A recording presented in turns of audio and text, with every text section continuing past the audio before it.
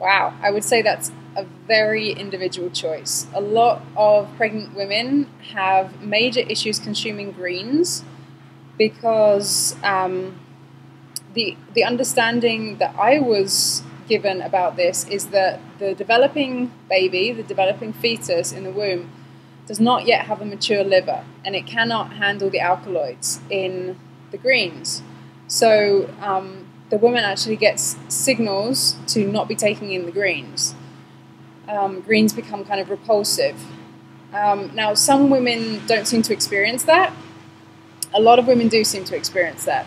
So if a woman isn't already on a raw vegan path and she's pregnant, I would not think that now is the time to start jumping into any kind of hardcore raw vegan diet if you haven't been living at least in some way in that direction already, because you're going to throw yourself into detox.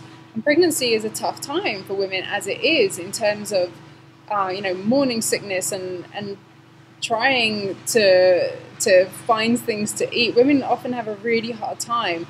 You don't really want to be throwing yourself into even further detox and issues during that period. So if you're not already on that kind of path, I would at least take it very gently and very slowly. If you want to start introducing more raw foods bit by bit, then great, if you can handle it. But I wouldn't, if you're already pregnant and you haven't been eating much in this direction, I would not jump into being like 100% raw or something. That would be really intense. As for babies, again, really personal choice. Of course, newborns, they're going to be ideally drinking breast milk and nothing else for at least like the first 6 months, so they're raw. But after that, once they start to eat solids, it's going to be such an individual choice. There are great resources out there these days for women who are pregnant and interested in raw paths and raising raw children. So I would really encourage looking into those and being very clear about the kind of nutrients that your child is going to need, because there have been incidents where people have run into issues with, for example, not having enough B12 in the mother's body for the developing fetus, not having enough B12 when the child is born,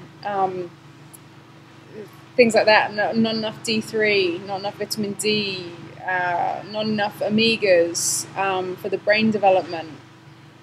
One resource in particular that's great to look into is Shazzy's book called Evie's Kitchen, if you're interested in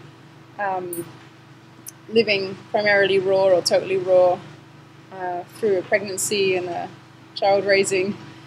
But there's lots of other things out there as well these days, so I would really encourage Googling. I have some great articles connecting people to different resources around raw food and pregnancy, if that helps.